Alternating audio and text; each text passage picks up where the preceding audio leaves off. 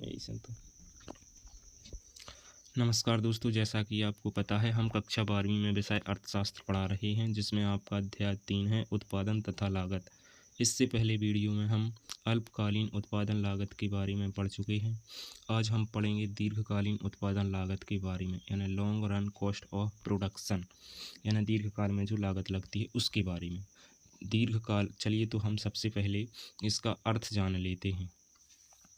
दीर्घकाल में फर्म के सभी साधन परिवर्तनीय होते हैं, इसीलिए दीर्घकाल में कोई स्थिर लागत नहीं होती है, जबकि अल्पकाल में स्थिर लागत होती है और प्लस परिवर्तनशील लागत होती है। ठीक है, चलिए हम इसे आगे भी देखते हैं। फर्म उत्पादन के स्तर के अनुसार भूमि, श्रम, मशीन, भवन आदि सभी साधनों की मात्रा बदल सकती है। यानी उत्पादन बढ़ाना है तो इन सभी साधनों को बढ़ाया जा सकता है, और उत्पादन घटाना है तो इन सभी साधनों को घटाया जा सकता है। चलिए तो हम इसके बारे में और भी आगे जानते हैं, दीर्घकालीन उत्पादन लागत के बारे में। किसी निश्चित उत्पादन स्तर को उत्पादित करने में लगने वाली न्यूनतम लागत को दीर्घकालीन कुल लागत कहते हैं। सभी उत्पादन साधनों की कुल लागत। ठीक है, दीर्घकाल में सभी साधन कैसे होते हैं? परिवर्तनीय होते हैं। ठीक है, चलिए हम इसके आगे दीर्घकालीन औसत लागत के बारे में जानेंगे कि दीर्घकालीन उत्पादन लागत या औसत लागत क्या होती है। लॉन्ग रन एवरेज कॉस्ट, प्रति इकाई उत्पादन की दीर्घकालीन लागत को दीर्घकालीन औसत लागत यानी लॉन्ग रन एवरेज कॉस्ट कहते हैं। आपको लॉन्ग रन टोटल कॉस्ट में इकाइयों का यानी क्वांटिटी का क्या करना है, भाग देने से हमें क्या ज्ञात हो जाता है, लॉन्ग रन एवरेज कॉस्ट ज्ञात हो जाती है।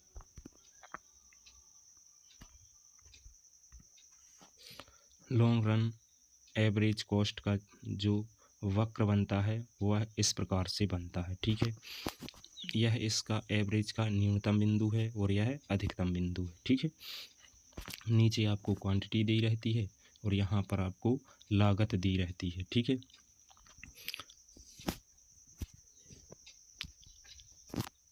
लॉन्ग रन एवरेज कॉस्ट यानी औसत लागत, लॉन्ग रन टोटल कॉस्ट यानी कि कुल दीर्घकालीन कुल लागत। ठीक है, क्यू का मतलब होता है उत्पादन या फिर क्वांटिटी।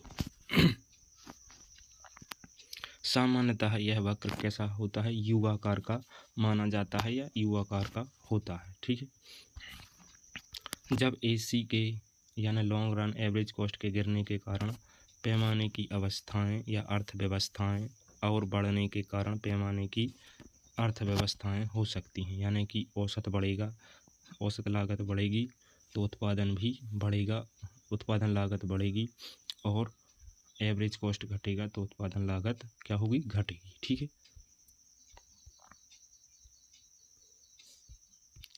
चलिए हम पैमाने की अवस्थाएं भी जान लेते हैं।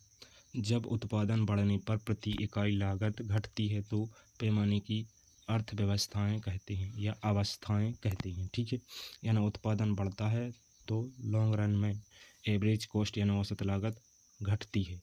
इसके कारण हो सकते हैं बड़े पैमाने पर उत्पादन, मशीनों का बेहतर उपयोग, श्रम का विशेषीकरण, तकनीकी का लाभ यानी और प्रबंधकीय दक्षता यानी प्रबंधन में सुधार। ठीक है, और भी हैं पैमाने की अवस्थाएं। जब उत्पादन का स्तर बहुत अधिक बढ़ जाने पर प्रति इकाई लागत बढ़ने लगती है। यहाँ पर क्या होती है, प्रति लागत घटने लगती है, और यहाँ पर उत्पादन बढ़ने से औसत लागत भी बढ़ने लगती है। इसके कारण क्या हो सकते हैं, प्रबंधन में कठिनाई यानी मैनेजमेंट में क्या कोई समस्या आ रही है, संचार की समस्या, नियंत्रण में, यहाँ पर नियंत्रण में कठिनाई। ठीक है, कर्मचारियों के बीच सामंजस्य की समस्या, यानी सभी जो कर्मचारी हैं फर्म के वो सामंजस्य से कार्य नहीं कर रहे हैं। ठीक है, यहाँ पर आपने देखा औसत लागत घट रही है और यहाँ पर बढ़ रही है। इसके क्या कारण हो सकते हैं आपने यहाँ देखा, और इसके कारण क्या हो सकते हैं आपने यहाँ पर देखा। अब चलिए हम जानते हैं दीर्घकालीन सीमांत लागत के बारे में कि दीर्घकालीन सीमांत लागत आखिर होती क्या है। उत्पादन की एक अतिरिक्त इकाई बढ़ाने पर दीर्घकालीन कुल लागत में होने वाली वृद्धि को दीर्घकालीन सीमांत लागत कहते हैं।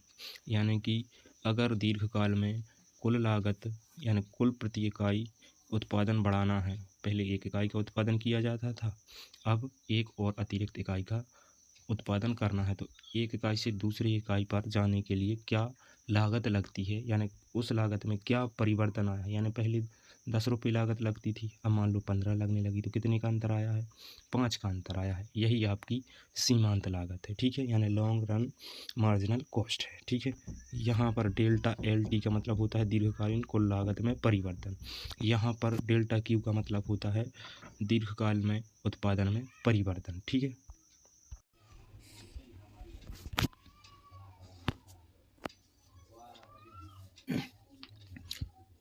चलिए हम अब इस चित्र को भी देख लेते हैं। यहाँ पर इस चित्र में आपको यहाँ पर लागत दी गई है, यहाँ पर उत्पादन दिया गया है, ठीक है। शुरुआत में एवरेज कॉस्ट अधिक होती है, किससे अधिक होती है, मार्जिनल कॉस्ट से। जब औसत लागत यहाँ पर न्यूनतम होती है तो MC यानी मार्जिनल कॉस्ट एवरेज कॉस्ट यहाँ पर न्यूनतम होती है तो मार्जिनल कॉस्ट दोनों बराबर होते हैं। फिर इसकी अगली स्थिति में जब AC बढ़ने लगता है तो MC और अधिक गति से बढ़ता है, ठीक है। चलिए आप इस ट्रिक से भी आप याद रख सकते हैं, यहाँ पर आप इस ट्रिक से भी याद रख सकते हैं, ठीक है। इन दोनों में आप संबंध भी देख लेते हैं, ठीक है। यहाँ पर आप इन दोनों का संबंध भी देख सकते हैं, ठीक है। चलिए अब हम परीक्षा के लिए सबसे उपयोगी बात को ध्यान में रखते हैं कि परीक्षा के लिए सबसे उपयोगी बात आखिर क्या है, ठीक है। दीर्घकाल में सभी उत्पादन साधन परिवर्तनीय होते हैं, इसलिए स्थिर लागत नहीं होती है। दीर्घकालीन औसत लागत यानी लॉन्ग रन एवरेज कॉस्ट वक्र उत्पादन के विभिन्न स्तरों पर न्यूनतम संभावित प्रति इकाई लागत को दर्शाता है, ठीक है। अगर यह वीडियो दोस्तों आपको अच्छा लगा तो आप लाइक और सब्सक्राइब कर सकते हैं।